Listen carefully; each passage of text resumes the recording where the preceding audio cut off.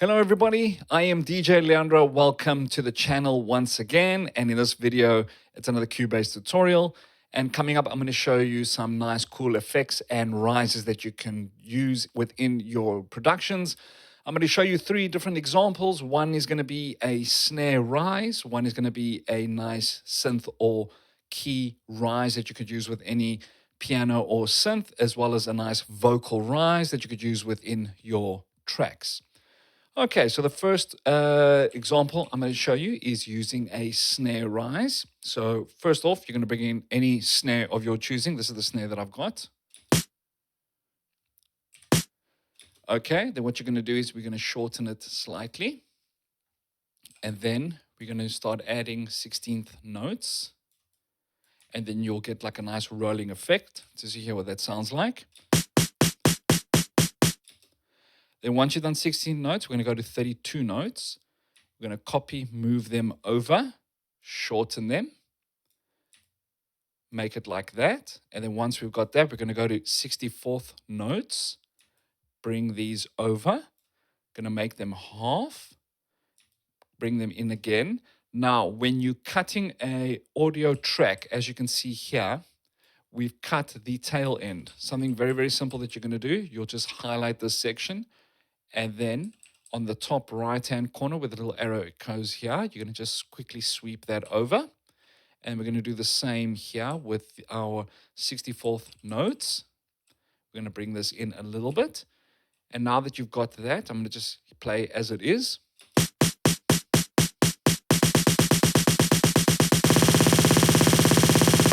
Okay. Now, once you've got that, if you want to add more movement to your snare rise, what we're going to do, we can automate the volume. So what we're going to do is we'll keep the volume the same there. Then we're going to drop this down a little bit. So then what it's going to sound like is like this now.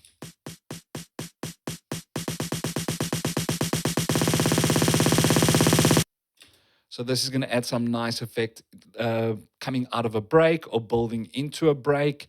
Use it however you feel. But as you can hear, it is a little bit dry.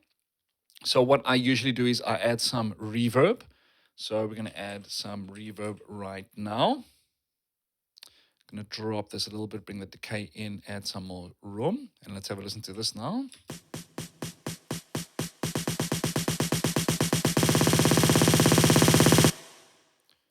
And as it sounds, pretty damn good. Okay, so another thing we can do if we want, we can automate the reverb on this. So we'll go into our inserts here. I'm going to add automation. Let's have a look what we're going to add. Let's make it the reverb. There we go. Okay, so now we're going to automate the reverb. So what we can do this as automation, and you can hear what it sounds like now.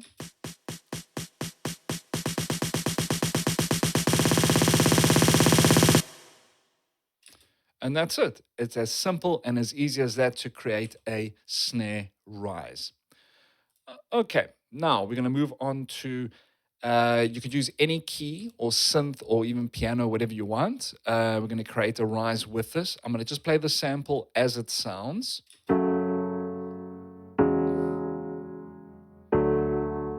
Okay, now we're only interested in the first bit.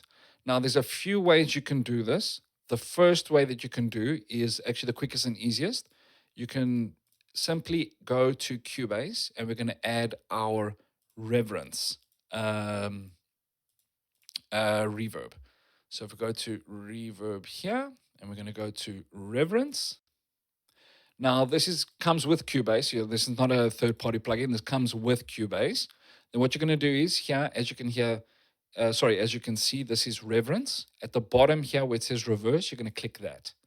So that means whatever it's going to trigger the reverb, it's going to reverse the sound. But we only need to chop a small portion of the sound here. So for argument's sake, I'm going to play it without doing anything, so you can just get an idea of what reverence actually does when it's in reverse.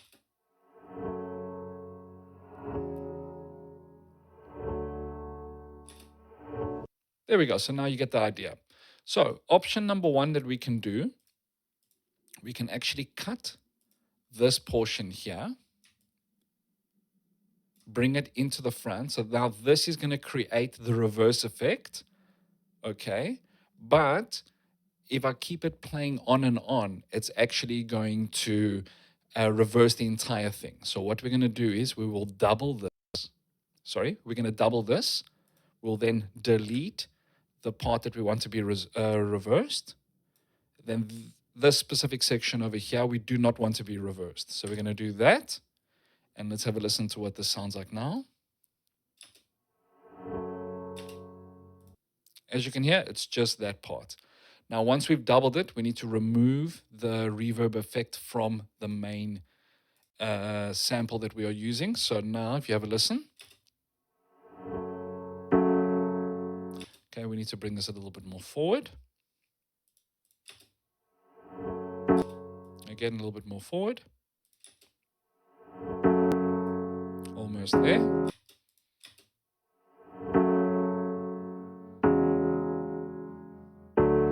Perfect. As you can see, that is one example that you could use to do this. That is so easy. It's just a simple plugin, add reverse, add another channel, and that is it. And you're done.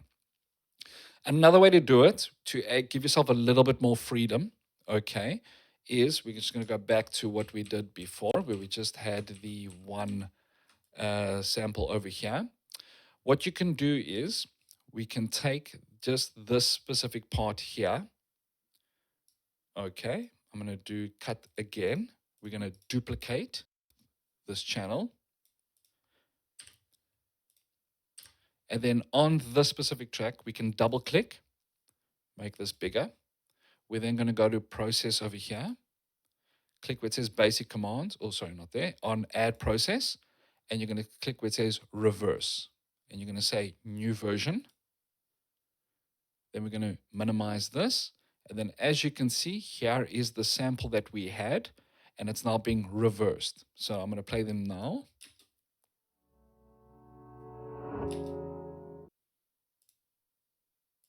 Sorry, I still had the reverb on that, so we'll just get rid of that. Let's have a listen again.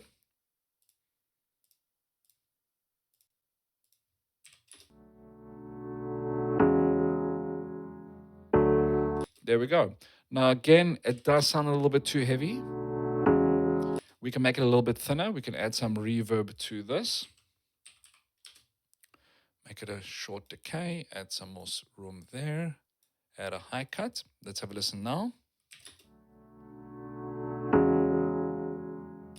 And what we can also do, we can add a fade in.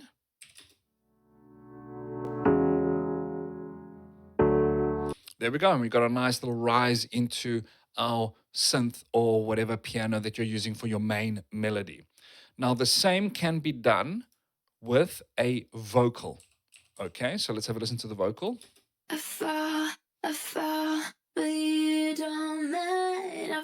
Again, exactly the same as we did with the sample with the keys.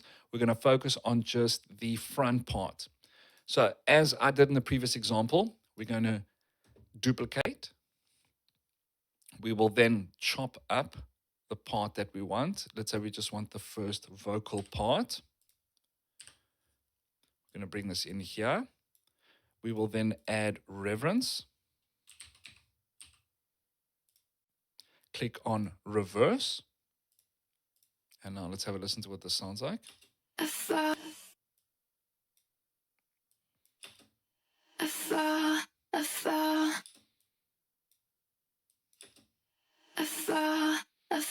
There we go. As you can hear, as simple as that. Or we could use the other example as we did before, which we can do right now, where we duplicated the track. We will then take this specific audio file and we're going to reverse it.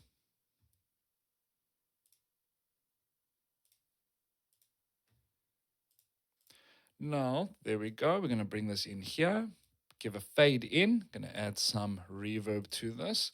I always use Ram. It's my favorite reverb. If your peeps do like it, you can find it from Native Instruments. Yeah. So let's do this again. We're going to make this nice and thin. And let's have a listen to what this sounds like now.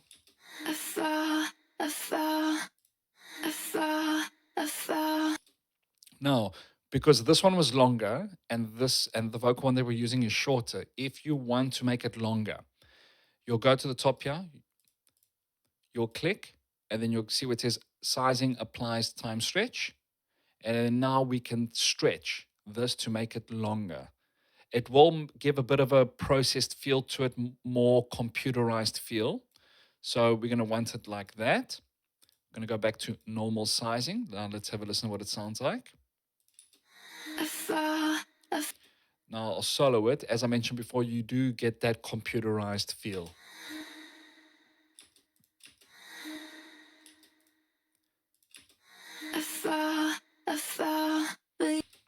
So yeah, it is as simple as that with regards to creating some nice risers into any melody that you want, or vocal sample, or even create a nice build within your projects. I hope you enjoyed this video. If you did, don't forget to like, share, and subscribe, and I'll catch you at the next one.